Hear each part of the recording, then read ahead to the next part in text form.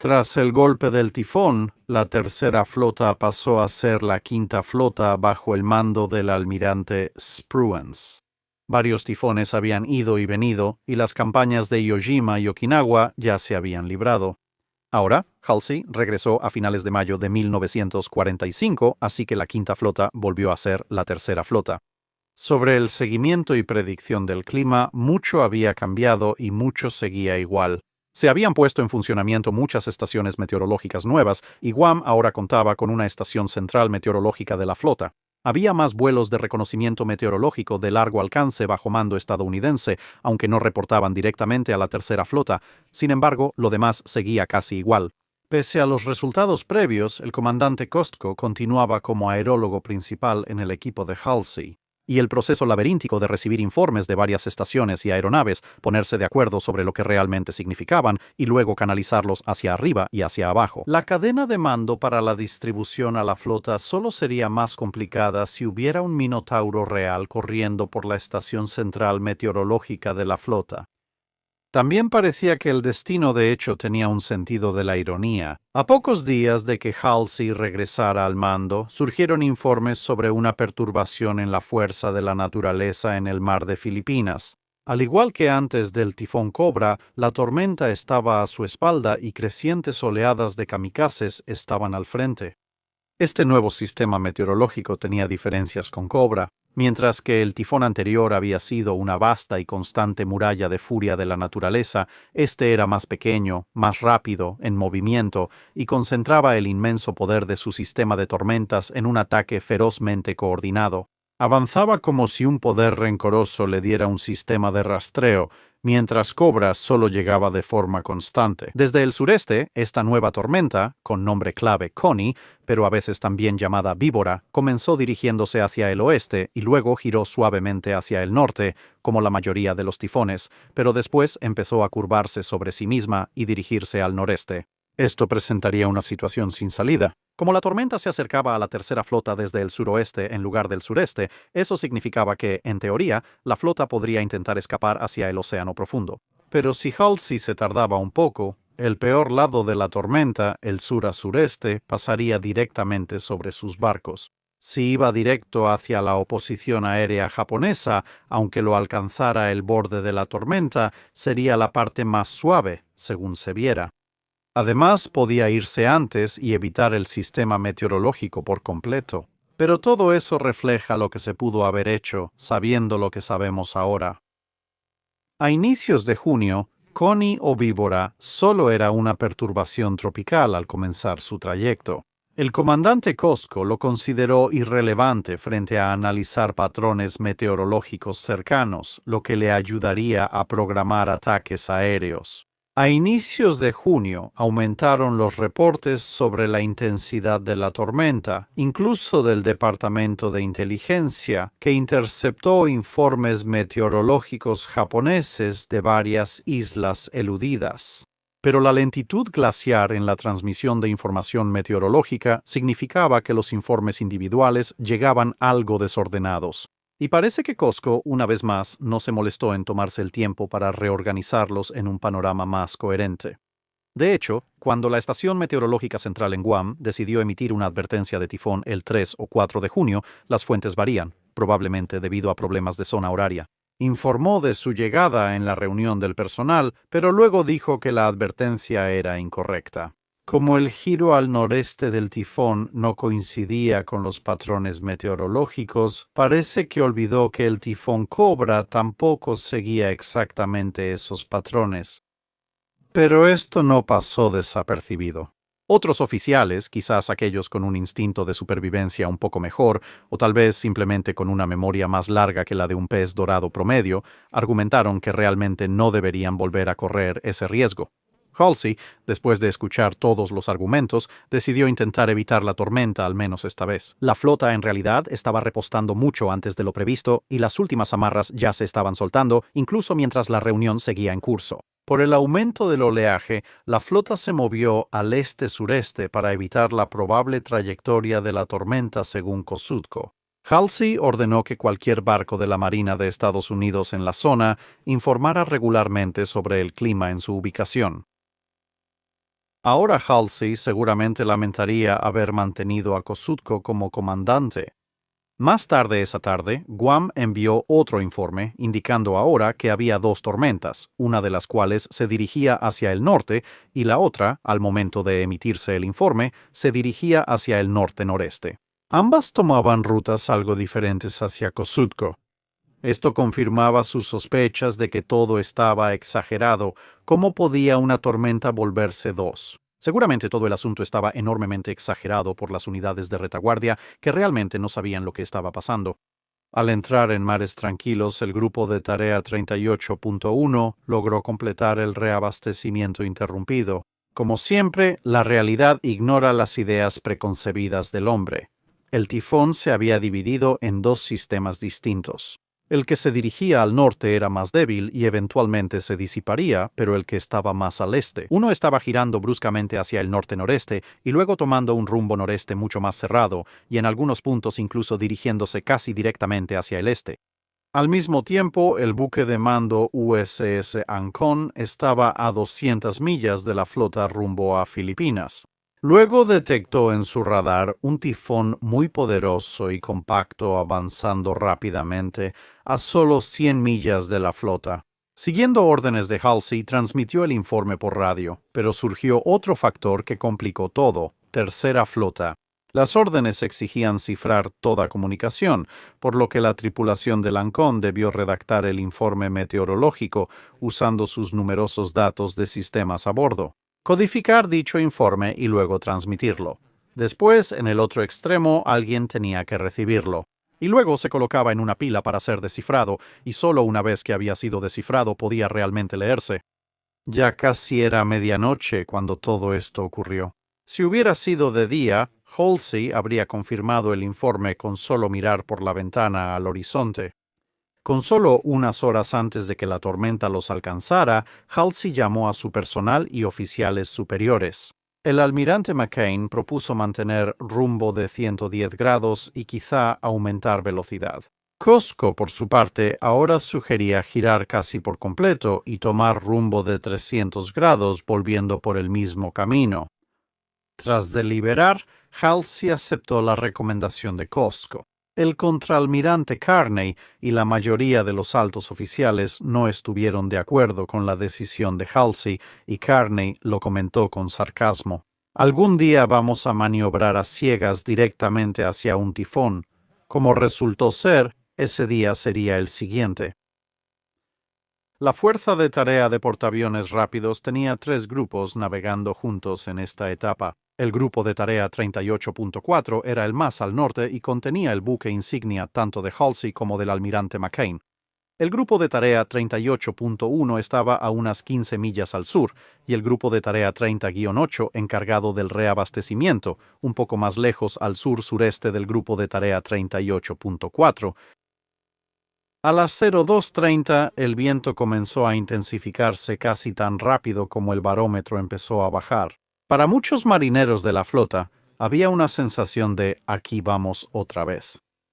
El tifón, en este caso, era extremadamente compacto, de solo unas 100 millas de ancho, y como resultado, el grupo de tarea 38.4 en realidad fue en gran parte librado de su atención, salvo por algunos mares agitados.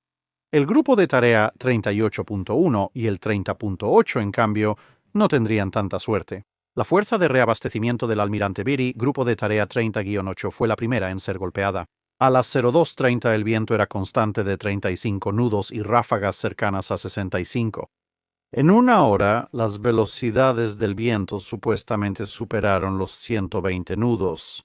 Digo, superaron porque varios instrumentos meteorológicos reportaron esas velocidades. Luego, de inmediato, saltaron varios cientos de pies en el aire y se dispersaron sobre un área amplia, lo cual fue algo contraproducente para cualquier informe posterior. Los mares crecieron como montañas y los casi 50 barcos del grupo 30.8 perdieron de vista a los otros mientras se preparaban. Durante las siguientes horas de furia natural, el portaaviones de escolta USS Salamaua recibió un golpe que dañó su timón, dejándola a la deriva. Olas altas superaban la cubierta de vuelo y el puente, mientras muros de agua sólida rodaban sobre la cubierta. Las olas no rompían en la proa, sino que cubrían toda la nave. Hubo un momento en que solo el puente no estaba bajo el agua. La plataforma de observación de proa, el pasillo de la cubierta de vuelo, una torreta de cañón de 40 milímetros y una grúa para aviones fueron arrancadas y desaparecieron en el mar. El borde delantero de la cubierta de vuelo estaba doblado hacia arriba, como una especie de cruce horrible entre origami y arte moderno. Un Avenger se soltó y destruyó los demás aviones en la cubierta, atropellando y matando a un valiente marinero que intentó detenerlo. Solo el trabajo heroico abajo. Recuperar el control del timón salvó al barco de volcarse por completo. El portaaviones de escolta USS Windham Bay sufrió daños en su casco en varios puntos. Los primeros 6 metros de su cubierta de vuelo quedaron aplastados contra el casco principal, y los aviones, tanto en la cubierta como en el hangar, se soltaron y causaron estragos. Aquí, su tripulación tuvo más suerte que sus compatriotas.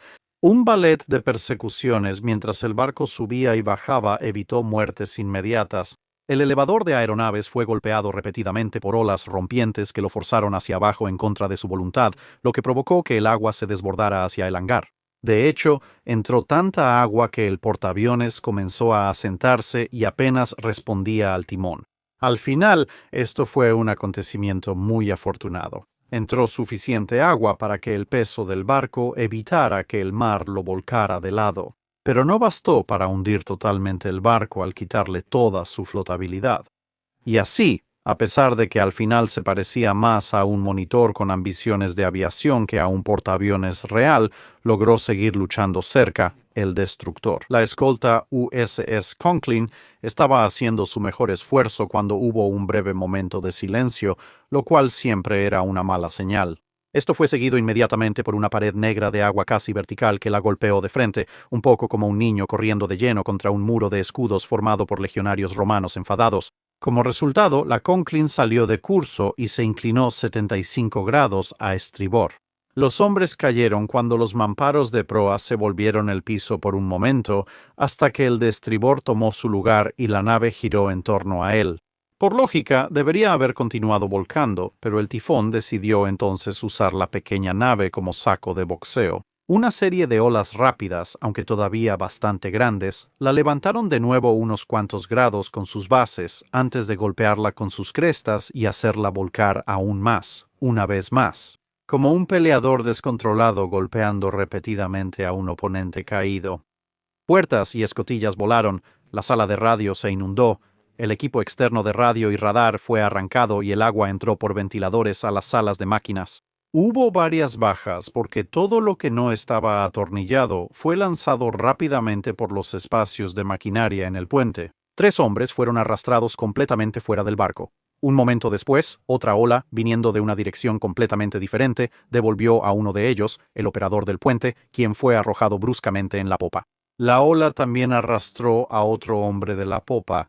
Horas después, un señalero del puente fue hallado a la deriva por otra embarcación, pero el marinero de popa y el oficial de guardia del puente nunca volverían a ser vistos. En ese momento, el destino del Conklin parecía sellado, pero las mismas olas que lo destruían luego lo salvarían. Todavía giraba por el golpe inicial, y esto la dejó recostada de lado. Si la superestructura apunta al viento y al mar, una gran ola entraría por la chimenea y acabaría todo. Pero en cambio, otra pared de agua que avanzaba rápidamente, como la primera, la levantó y lanzó todo el barco de un golpe a través del océano, haciéndolo estrellarse de nuevo, pero también enderezándola en su mayoría. Su tripulación, muy golpeada, heroicamente se levantó del suelo una vez más y logró poner el barco en movimiento y bajo control. Y así, aunque parecía más una lata de aluminio que había recibido 10 golpes con un bate de béisbol que un buque de guerra, Conklin logró salir de lo peor del clima. Los hombres del Euler USS Milicoma tenían otro problema en la formación de reabastecimiento, ya que apenas habían terminado de reabastecerse hace unas horas. Todas sus plumas estaban levantadas y las líneas y mangueras extendidas. Esto la volvía inestable y se balanceaba mucho con cada ola. Mientras la tripulación intentaba bajar las plumas sin éxito, 3 se torcieron y doblaron una tras otra por el viento y el mar. y luego el palo de proa, que sostenía muchas de las plumas, empezó a moverse de un lado a otro, balanceándose cada vez más con cada vaivén, su base comenzó a agrietarse y el mástil empezó a desmoronarse. Si caía, se hundiría directamente en decenas de miles de galones de combustible de aviación que estaban almacenados justo debajo de él.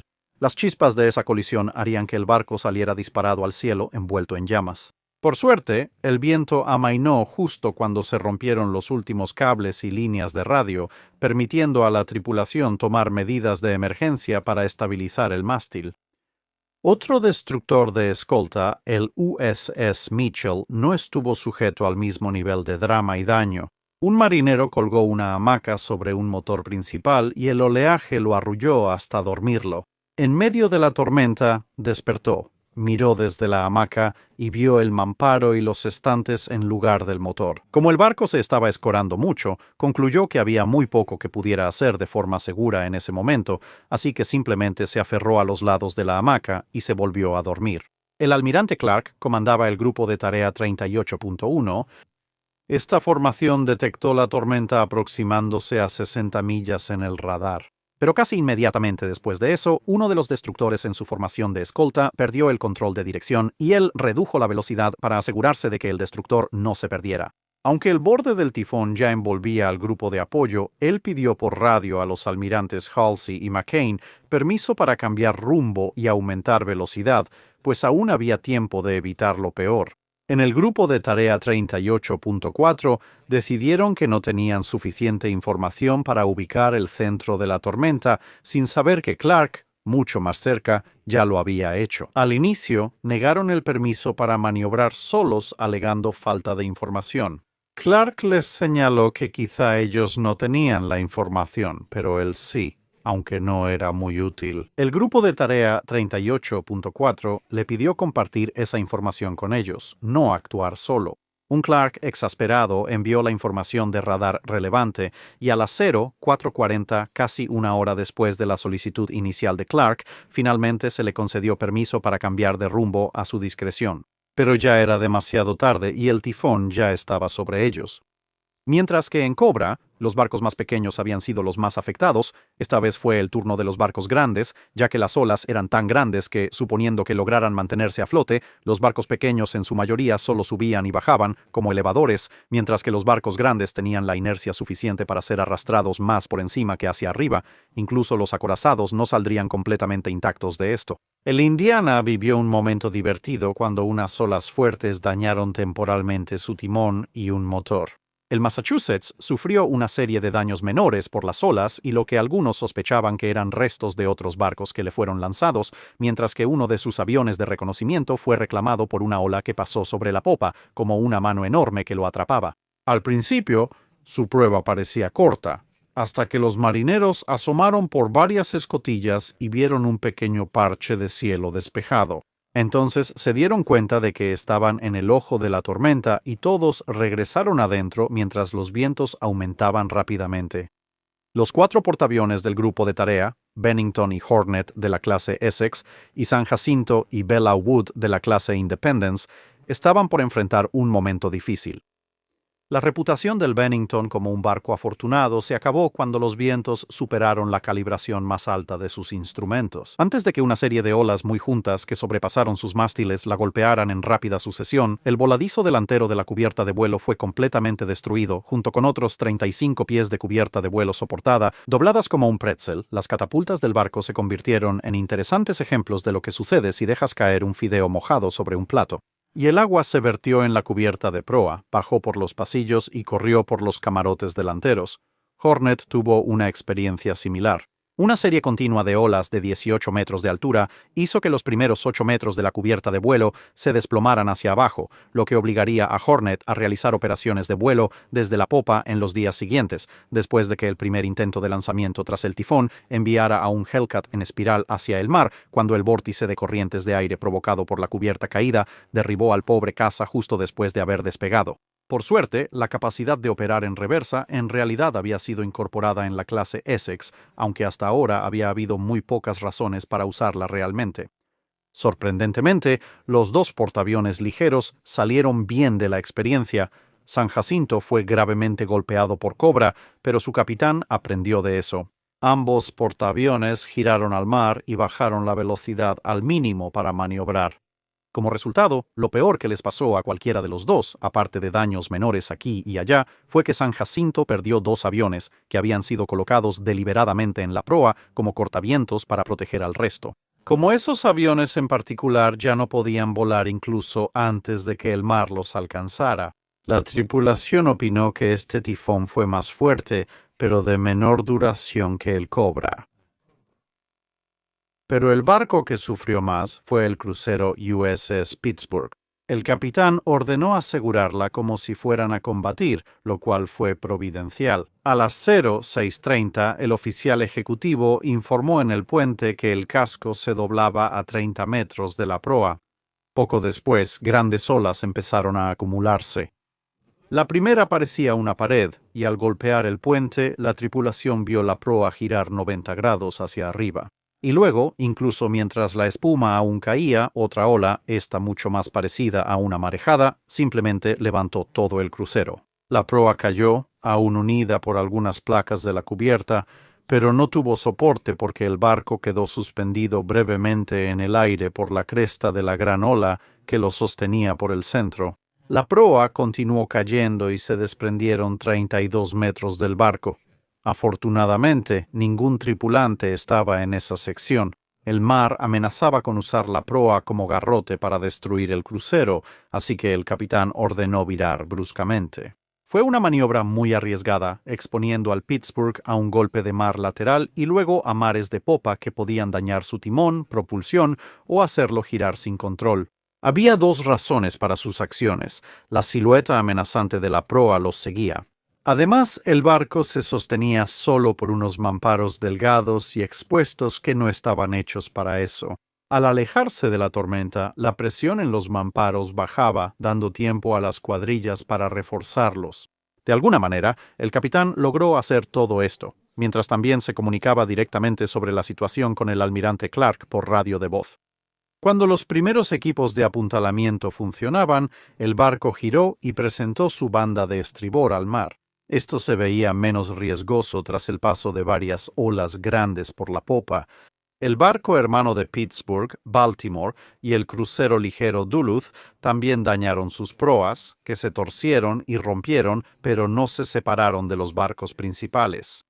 Ese día, el remolcador Muncie informó con alegría: avistamos un suburbio de Pittsburgh y lo remolcamos.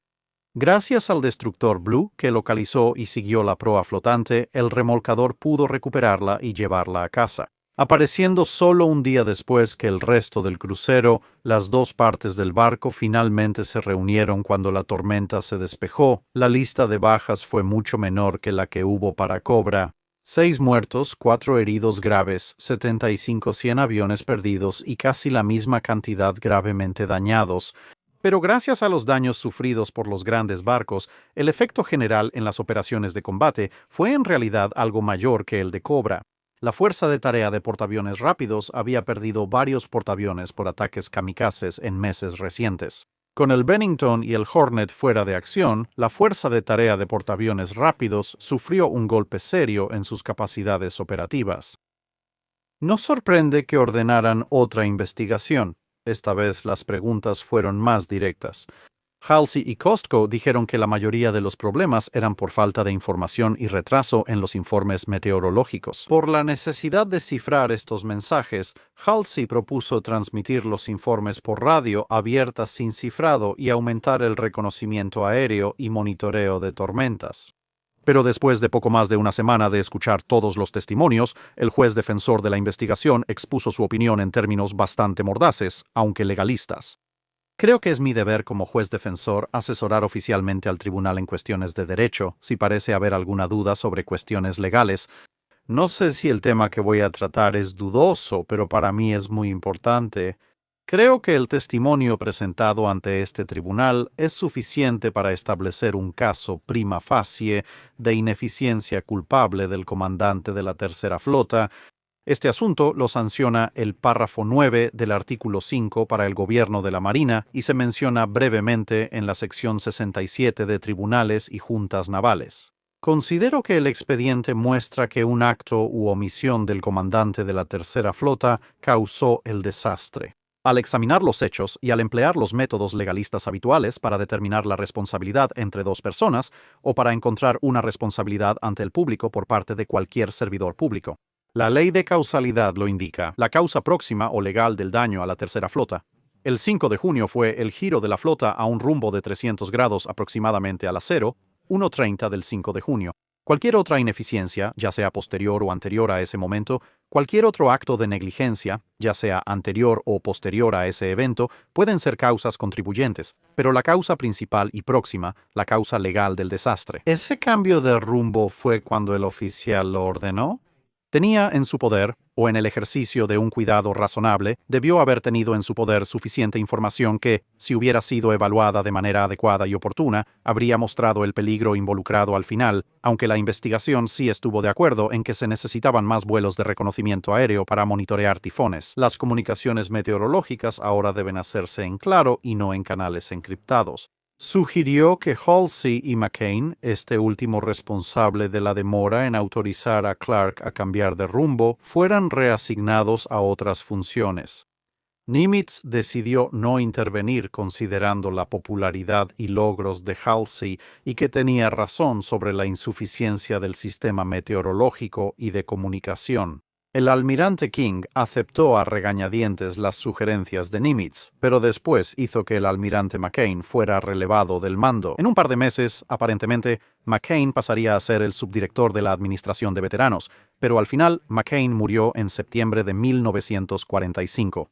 Algunos decían que, en parte, fue por el golpe de ser convertido en el chivo expiatorio semioficial por los errores de muchos otros oficiales. Sin embargo, hubo un aspecto positivo.